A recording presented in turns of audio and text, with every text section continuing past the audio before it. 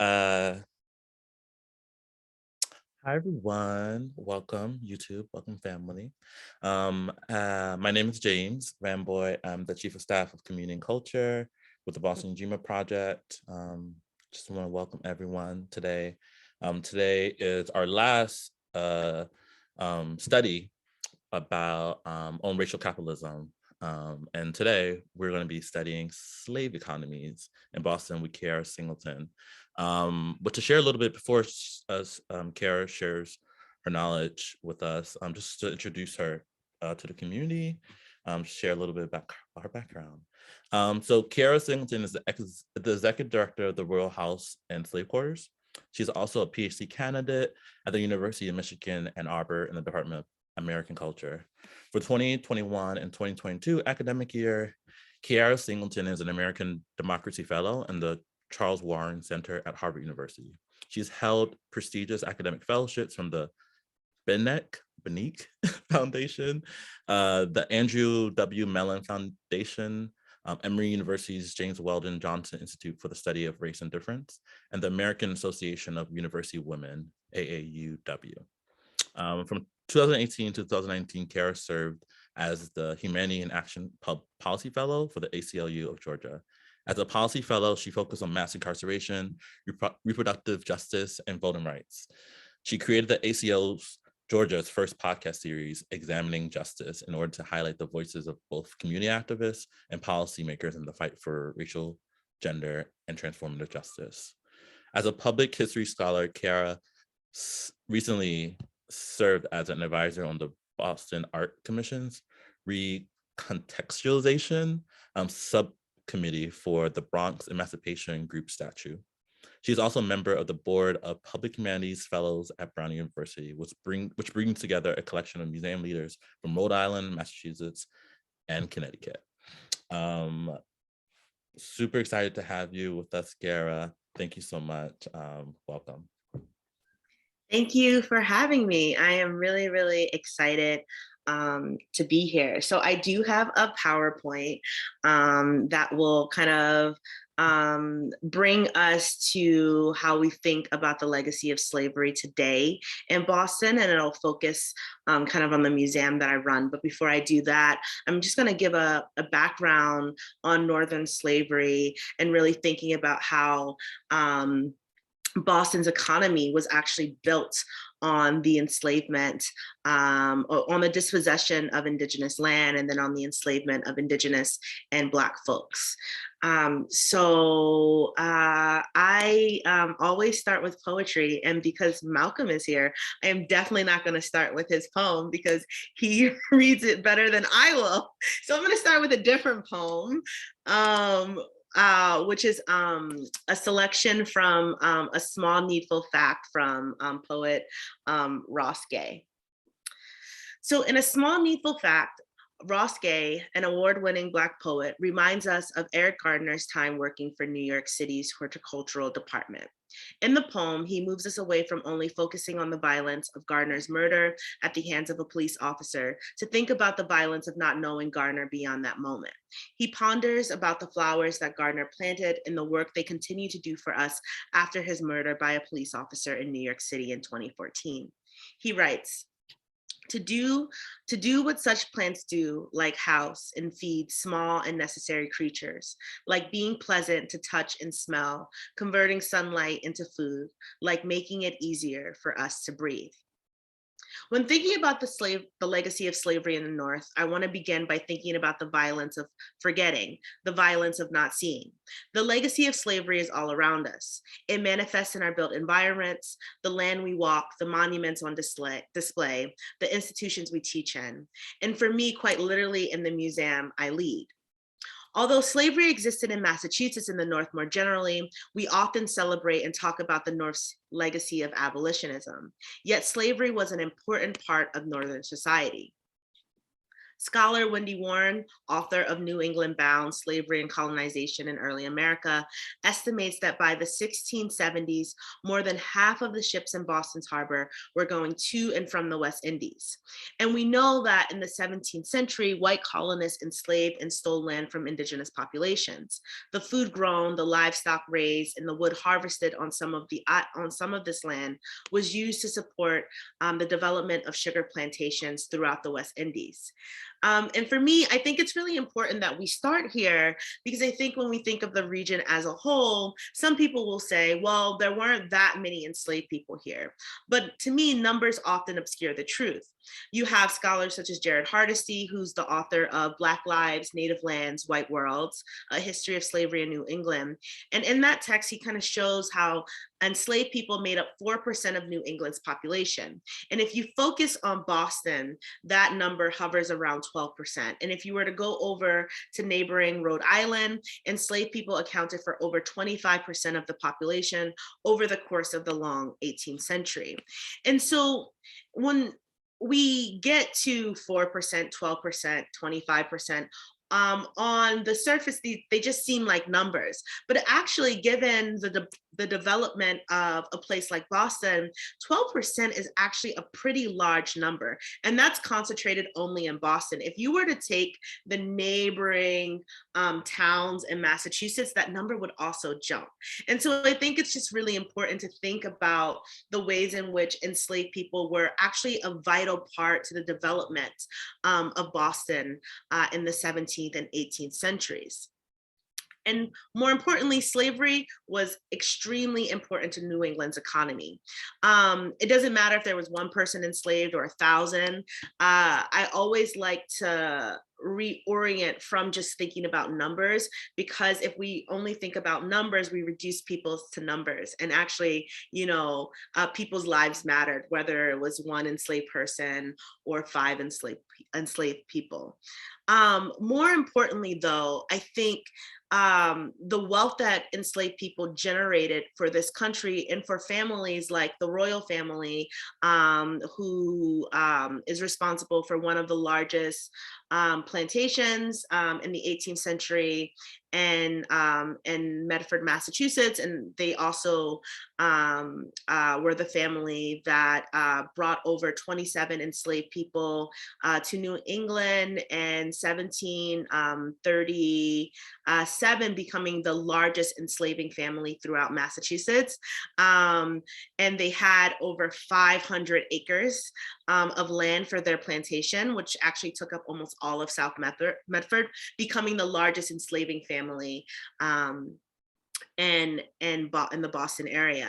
And I think for me, what's really important there is that the museum that I work at, it allows us to tell a local story about slavery, a global story about slavery, and a national story about slavery. So just returning back to thinking a little bit more about how essential slavery was to New England, I think we have to start one with land. And so, as I mentioned, white colonists stole land from indigenous folks. And then not only did they enslave indigenous peoples, some of how they inquired the first Africans to come over and be compelled to labor for families and businesses in the 18th century was actually not only enslaving enslaved people, but then indigenous people, but also selling them. And then they were able to trade for enslaved Africans and bring them over to New England. Outside of just thinking about slavery through enslaving people, New England is essential to, quite literally, the region's economic success. And so not only did places in New England depend on slavery, they were also essential in the transatlantic slave trade. So we're talking about sugar that gets turned into molasses that ultimately gets turned into rum. For example, Medford, Massachusetts was one of the largest manufacturers of rum in the 18th century.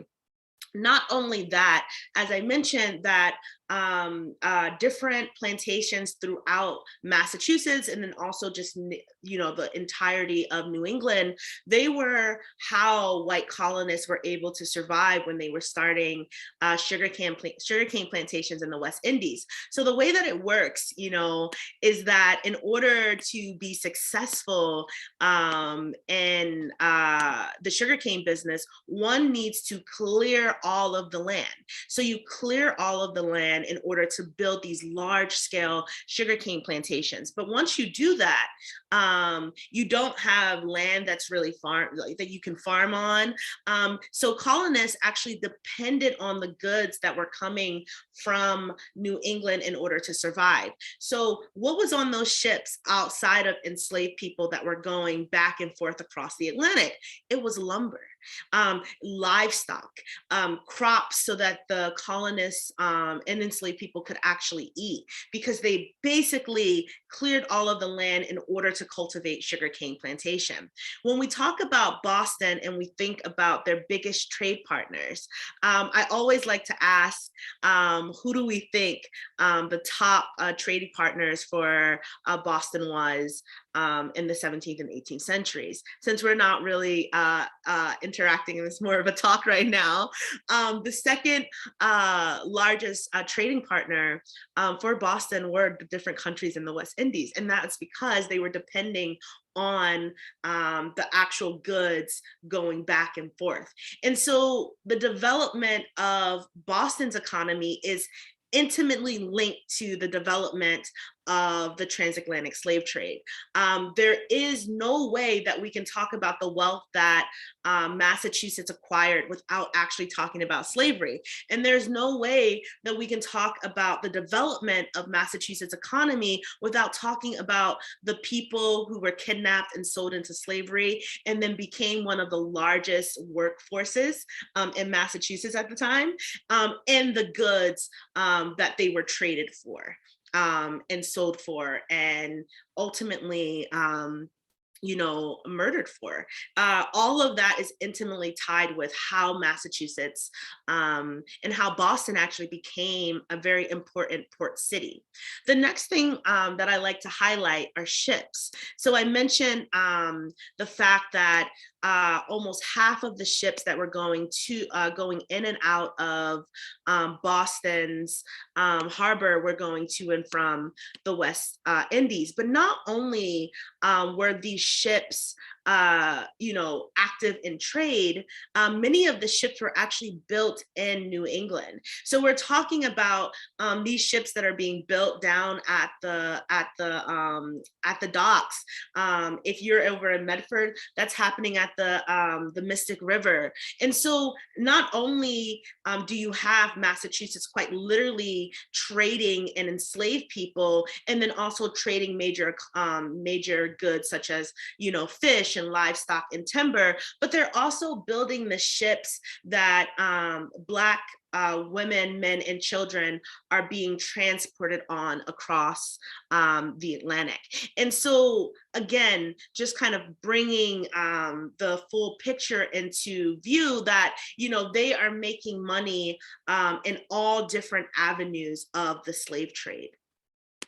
And I think the last thing that I'm going to highlight is that once we get to the thick of the 17th and 18th century, Boston at one point becomes Massachusetts becomes the major center of the slave trade and a major slave port until Rhode Island takes it over. But I think of the two of them as always being in conversation, and a part of, I think, the myth that surrounds Massachusetts, has to really be upended, because when we think of this place, we do think about the history of abolitionism. And I always like to say, well, if you have abolitionists, what are they trying to abolish, right? That we have to ask the second part of that question. And also we have to rethink the periodization of slavery. So Massachusetts becomes the first colony to legalize slavery, and then they also become the first colony to make it illegal. But that doesn't necessarily mean that they were on some moral high ground. It actually just means that most of the times when we're talking about the history of slavery, we're telling a 19th century story, and we're talking about the South. And so Massachusetts, and Boston in particular, has allowed itself to exist in this myth. And the myth is that Boston is the cradle of liberty, which I'm sure many of you have heard that saying before. And if you go down to a place like Faneuil Hall, it's really important to just to note that Peter Faneuil is one of the largest merchants in Boston at the same time, and also a massive enslaver, and it's participating in the slave trade. But if you go there, you'll hear about the cradle of liberty, right? But that is a 19th century story. If you just go back just a little bit further, then you're going to have to confront Boston's and Massachusetts' role in the slave trade. But what has happened is that Massachusetts has created a fiction of itself, that if we talk about the 19th century, it absolves them from slavery in many ways. And then you can only talk about the South. And so part of the work that I've been doing throughout Boston and Massachusetts in general, in collaboration with a lot of local historians and academics, is really trying to tell a more comprehensive story about slavery in the North, and to really think through the ways in which we have created these myths and these fictions that have allowed us to not actually deal and reckon with the history of slavery. But then it comes to a head, I think, when you have all of these protests that erupted after the murder of George Floyd. And then you see Black people demanding to have a say in their built environment. And I'll briefly just talk about my work with the Bronze Emancipation Statue. So after the George Floyd murder, there were all these protests around the city. People started to focus on the Bronze Emancipation Statue. And one of the things that came out was that people didn't want this monument that depicted an enslaved man kneeling with Abraham Lincoln, kind of essentially freeing him. People said it was disrespectful. It doesn't actually tell the correct story about slavery. Black people have always known that they were free, and since slavery existed, have always sought and fought for their own freedom and tried to define freedom on their own terms. So why is this monument on display in a way that distorts this history? So eventually the city listened, and they removed the monument. And one of the biggest reasons, and I think one of the most compelling stories that came out of the fight to get the monument removed, was there was a young boy who went to go see the monument with his mother, and then said, "Hey, that looks like my dad." And she gets up and she tells this story at the commissioners' meetings. And for me, it allows us to have a conversation about built environment. Oftentimes, Black communities and communities of color do not get to have a say in their built environment. And because of that, when you have these widespread protests around monuments, around racist murals that exist around the city, what we have to reckon with, right, is that Black people are saying that they deserve to have a say in their built environment. And if there are these monuments or murals or sites that cause harm, then they have to be removed. And I think that's not a conversation that people are comfortable having all the time and are used to having. But I think it was a really important and pivotal moment for us to really reckon with how slavery is literally built into the environment of the place that we live. So I'm going to stop there. I hope that was a really good overview, and please feel free to ask a lot more questions once we get to that portion. But now I'm going to talk about one of the ways in which slavery is a part of our built environment in Massachusetts by talking about the Royal House and slave quarters. So I'm just going to share my screen.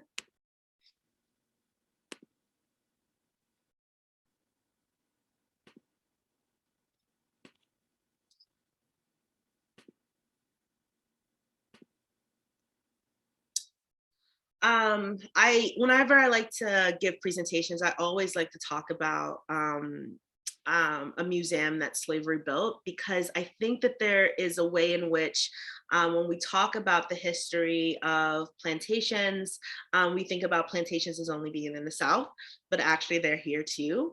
And the Royal House and Slave Quarters is a museum that tells the history of slavery through the royal family and the enslaved people who were forced to labor for them, and also who built their lives on the land of the plantation. So I talked about some of the protests in Boston around the Emancipation Statute.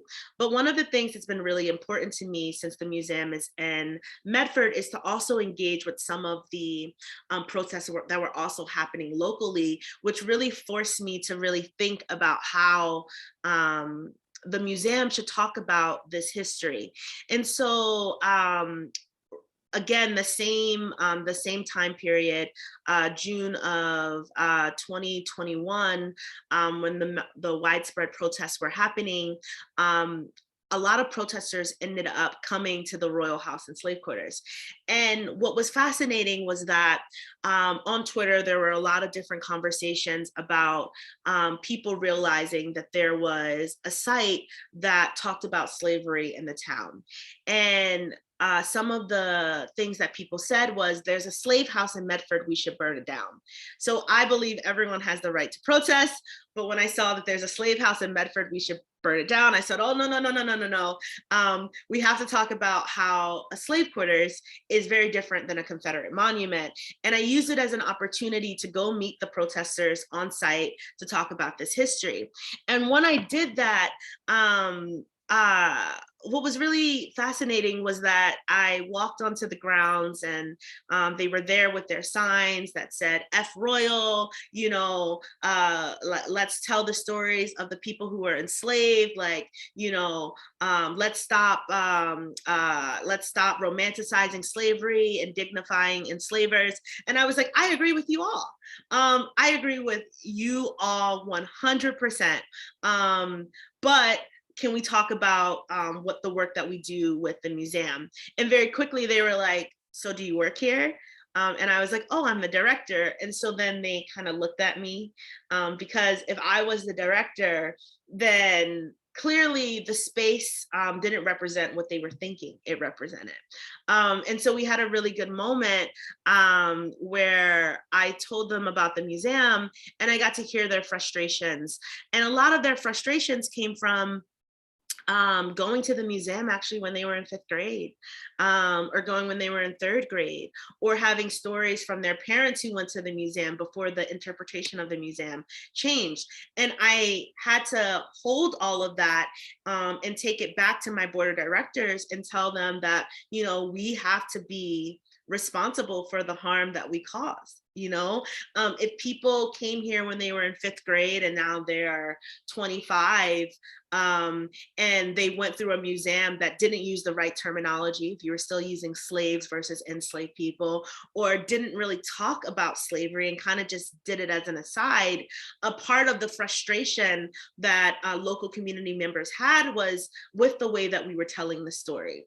And so it made sense to me that people were saying, well, a slave house exists in Medford and it needs to go, as opposed to thinking through why we would want to preserve a space like the slave quarters. And so one of the things that I did was to just say, well, the slave quarters, which we have on our property, which is one of the only freestanding slave quarters that has survived in the North, allows us the unique opportunity to really talk about slavery and to actually preserve an artifact of history in which enslaved people lived, they worked, they had families. It allows us to grapple with their history. It doesn't allow us to romanticize or fetishize actually enslavement.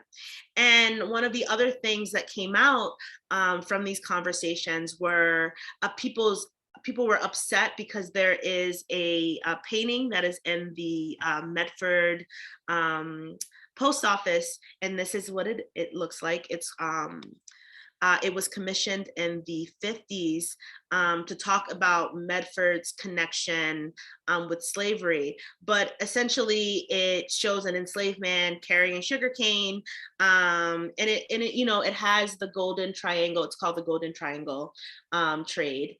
And it has the triangle trade, you can see it in gold, but it doesn't actually talk or show how this relates to Medford's history. And people have been wanting it to be removed, and the post office refuses to remove it. So there are all of these different spaces in which Black people have felt antagonized and had to, walk past these spaces every single day or go into the post office and see these images. So here's a picture of the slave quarters. And I wanted to start here because I think it's really important just to see the building. And so the royal family from 1737 to 1777, they enslaved around 60 Black women, men, and children. And these are the only people that we know of. So I often say that number is probably much higher, but those are that's based on the number of people we could find and their different records, whether those were wills, probate records, local accounting records from merchants in Medford, newspaper runaway ads. We've been able to uncover 60 names. But I think what's really important about seeing the space is that it also allows us to talk about history. So if you go inside of the slave quarters, it's a meeting room. There's an apartment on top. There's a gift shop in the building. And the reason why it's like that is because the space was only preserved in order to tell the story about the royal family and their connection to the Revolutionary War.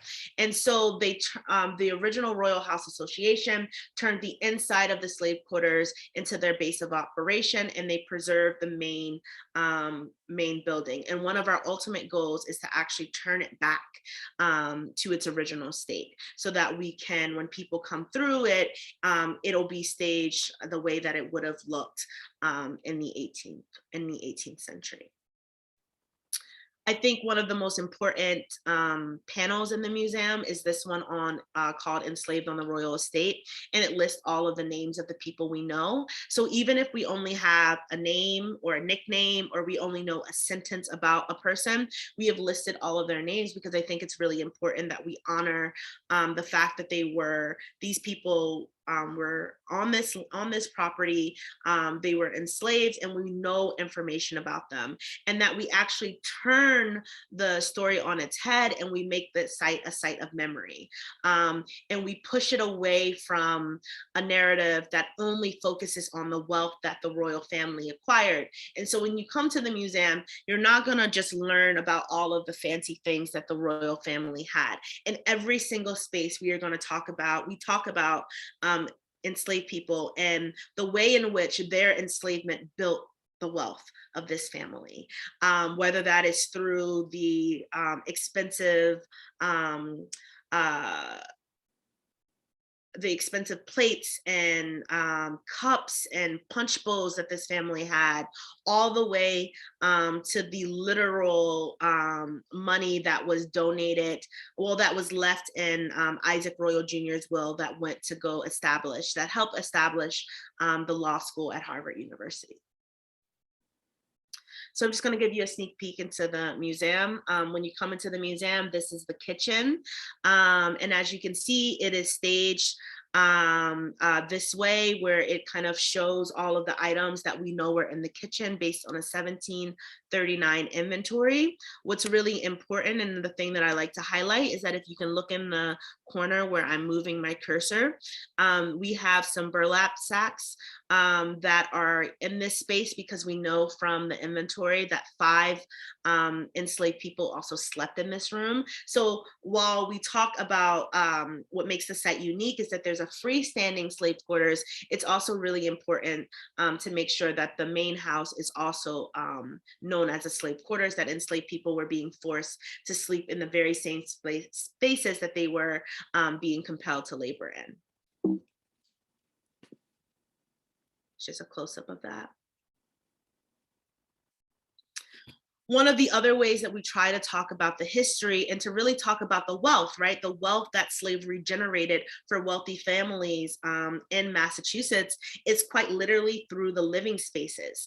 So on my right, you can see the very fancy room that we call the marble chamber. That's the room that would have been the main bedroom for the royal family. And as you can see, there's wallpaper, there's a very fancy, elegant bed. It's outfitted in silk. This is a room that you can tell the white family members lived in based on how well it's decorated. Right across the hall, it takes 5 steps to move in between these rooms. On my left, you have the kitchen chamber room, and it gets its name because it's right above the kitchen. As you can see, it's extremely bare. There's nothing on the walls.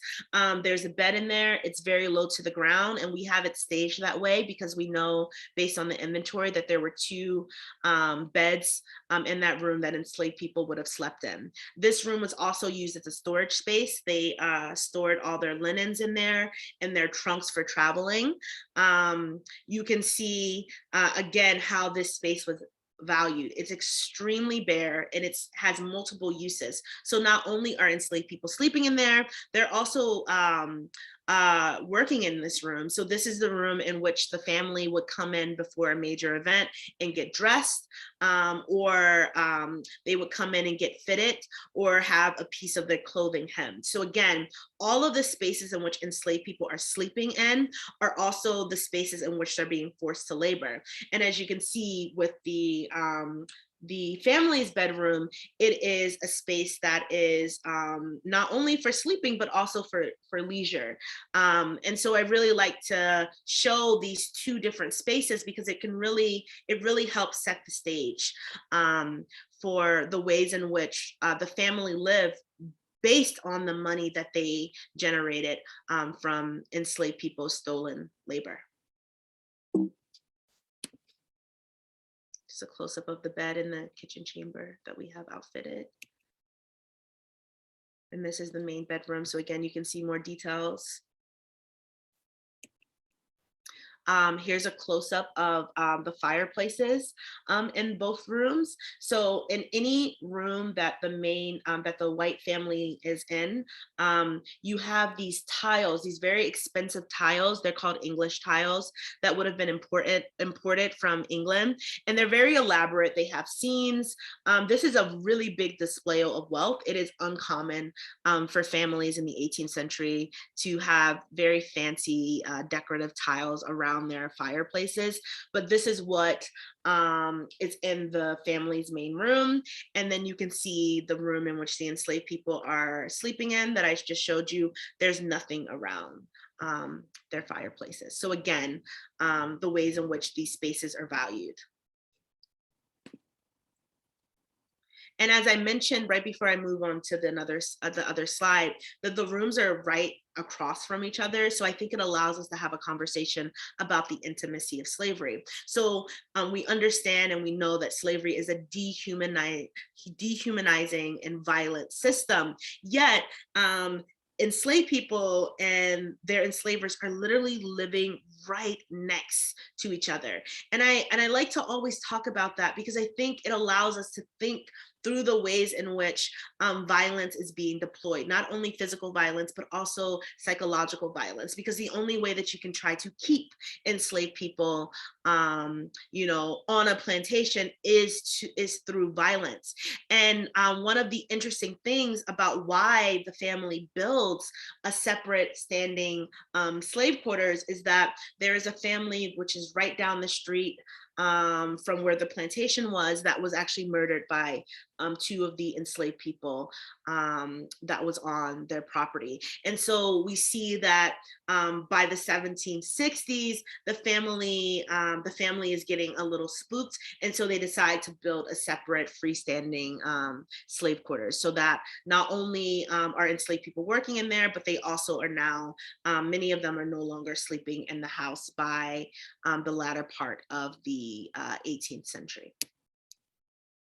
And this is just another comparison of the stairways that the enslaved people would have used. You can see how narrow and dangerous that stairway is versus the stairwell that the family would have used. Just some details of the two rooms that I was speaking to you about. So one of the things that we did was we conducted an archaeological dig between 1999 and 2001, and we uncovered around 65,000 artifacts and pieces of artifacts that allowed us to center enslaved people and decenter the royal family. If you Google anyone in the royal family, you can find out anything you want to know about them, but you don't get that same luxury for the lives of the different enslaved people on the plantation. And so a part of what we do in telling this story and really talking about the royal family is we decenter their wealth, and we always center the fact that the enslaved people, the people they enslaved, the Black women, men, and children, were the people responsible for building their wealth. And we can't talk about their wealth, we can't talk about the beautiful mansion, we can't talk about the gardens or anything about the property, the beauty of the property, without talking about the violence of slavery. But one of the things that I want to be sure to do is to not only think about enslaved people through the labor that they were doing for the family. Enslaved people always created their own lives. They always resisted slavery. They always resisted their autonomy, being stripped away, or trying to be stripped away under slavery. And they did this in small and large ways, through big acts of resistance and also through everyday acts of resistance. So some of the ways that we talk about everyday acts of resistance is through displaying some of these artifacts. You can see that there's a game piece that's fashioned out of stolen tile that would have been around those fireplaces that I showed you, and marble. So we can imagine that enslaved people, whenever they are outside of the purview of their enslavers, they are playing with their children, they are playing with other community members, they are always building kinship ties. There are also amulets that were found in the dig that allowed us to trace those amulets back to different places throughout West Africa. And so we've been able to talk about the ways in which enslaved people created modes of protection for themselves and wore them around their necks. And then some of these other artifacts are actually just clay pots and pans that allow us to talk about the labor that enslaved people were doing. So they were doing a lot of dairying, and a part of what the slave quarters was used for was as a dairy. And this is what we imagine it would have looked like in the 18th century. This is an image of one of the kitchens that enslaved people would have used to cook. And I am just going to end here. Actually, I'm going to stop sharing my screen. And just talk about the last photo that you saw was a portion of a petition by a woman named Belinda Sutton. And the reason why Belinda Sutton is very important to how we talk about the museum, but also how we talk about slavery in New England, is because after she secures her freedom, she sues the royal estate for what we would call today reparations. And essentially she says in her petition that she was enslaved by the family for 50 years and she was never able to see the any of the profit from her labor. And in fact, she says that the money that was accumulated by her labor went to enrich the family that enslaved her. And so she asked the Massachusetts State General Court for reparations in order to not only take care of herself, but her infirm daughter, now that she was free. And I think it allows us to have a really interesting and important conversation about the ways in which enslaved people and free Black people are utilizing the court systems in order to push back and try to actually end slavery in Massachusetts, but also to have a conversation about what is owed to them financially from their enslavers and from the state. The state agreed with her, not because they really cared about her, but they approved her petition mostly because they wanted to punish the loyalists at the time. They wanted to show that they could take their money and confiscate their estates no matter what during the revolution. But they approved her petition, and she was awarded a sum of 15 pounds and 12 shillings that she was supposed to receive until she died. She only receives a payment twice and then spends 10 years, the last 10 years of her life, constantly going back and forth to the courts to try to demand the money that she was owed from the state. Eventually, we know that she dies and she never receives the full sum of the money. But I like to say that at some point, Belinda Sutton knew that she wasn't going to receive that money, but by going to the courts and petitioning all of these times, she was able to leave a record behind for us. And in that record, it allows us to talk about not only how Massachusetts builds its wealth and how families build their wealth from slavery, but also how Black people are trying to get some of that wealth back. And so I am going to end there. Wow. Thank you so much, Kyera. And I keep saying your name wrong. I'm so sorry. Okay. Yeah, someone said this is incredibly moving. Thank you. A ton of dangs, a ton of wows, right? You know, yes, facts, a lot of facts heard today. I just want to thank you again for you know, sharing all this knowledge and wisdom with us. My first question, if I can just ask one really quickly, what would you recommend people look up or read if they want to learn more about this history? Oh, well, that's a good question. I'm going to try to contain myself. So I would say, okay, where do we start? Hold on, let me just pull up a really quick document so I don't get any of the names of the authors or books wrong. So I would say Wendy Warren's piece, New England Bound, Slavery and Colonization in Early America, is a really great history. It focuses on mostly on Indigenous enslavement. Jared Hardesty's Black Lives, Native Lands, White Worlds is also an important history. I think that those two would be a good way to start to learn about some of this history. But then I would say that there's a lot of other sources that I would send people to. There is a project called the African American Trail Project. It's actually run out of Tufts University, and it is run by two professors, Dr. Carrie Greenidge and Kendra Field.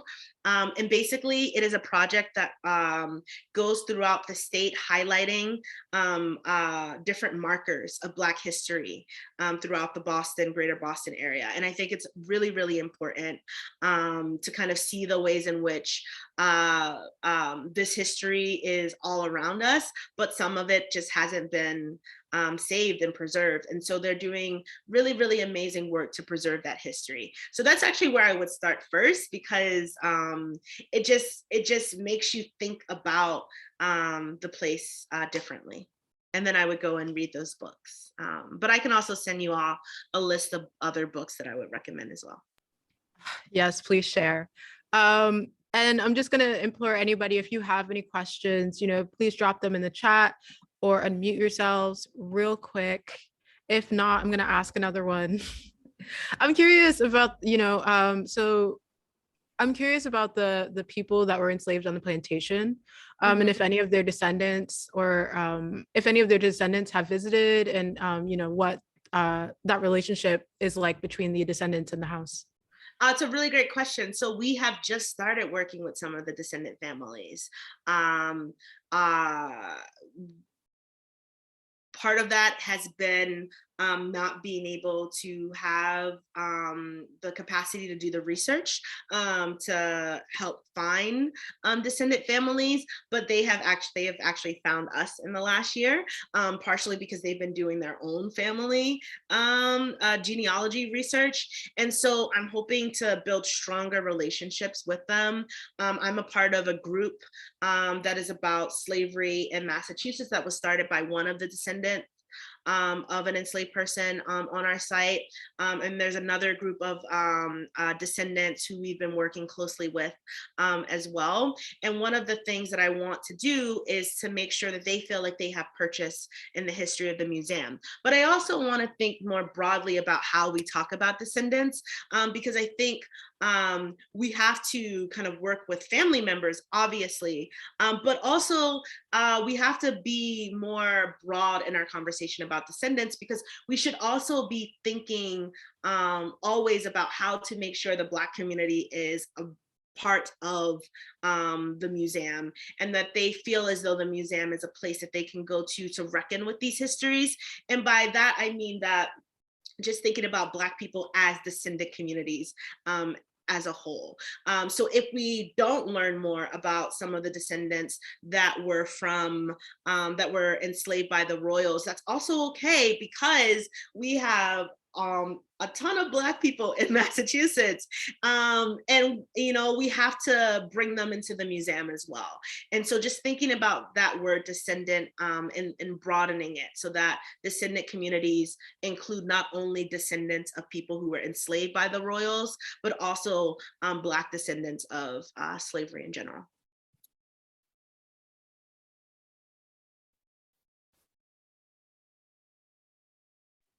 Thank you.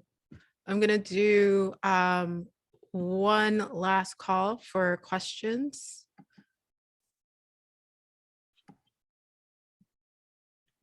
And if there are no more questions, I'm going to wrap us up. Oh, here we go. We got one more. How do you stay personally okay engaging with this material? It's so heartbreaking. That's real. Yeah, it's a really good question. Well, so I guess I have a complicated answer to that question. As a historian of slavery, I mean, I love talking about slavery.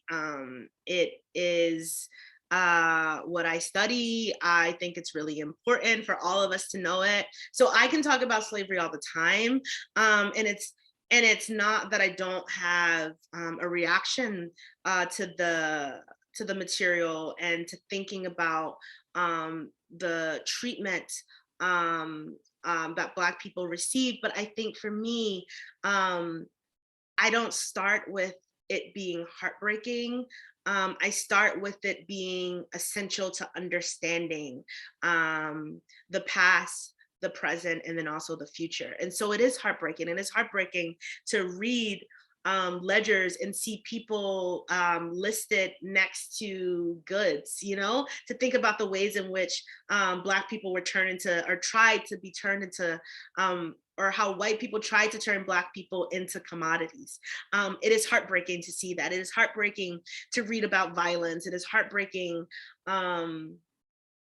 to encounter violence in the archive on a regular basis, it is also heartbreaking to think about the legacies of slavery today, right? And to think about the ways in which Black people are treated today based on these systems that were created and sustained throughout different times. So, right, it's heartbreaking to go into communities and have them talk to me about how gentrification is literally tearing their families apart, or how mass incarceration, you know, the effect that it has on communities of color. And so I think about all of that, and I think about the fact that in order to understand how the legacy of slavery impacts us today, then we actually have to understand slavery. And so when I go into those archives, you know, I prepare myself and I brace myself.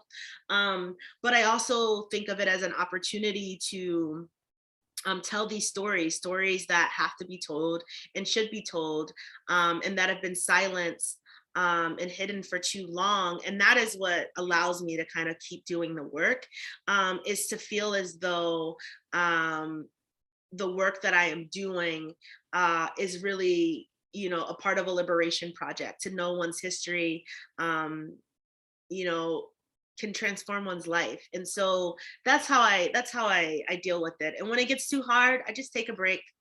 I get up, I walk away, and then I come back to it.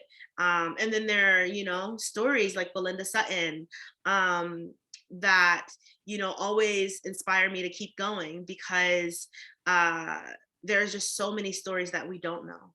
And what a honor it is to be able to go into archives and to deem Black history important enough to search through every box you can until you find us. And I think that's how I keep going. Wow, thank you so much, Kyera.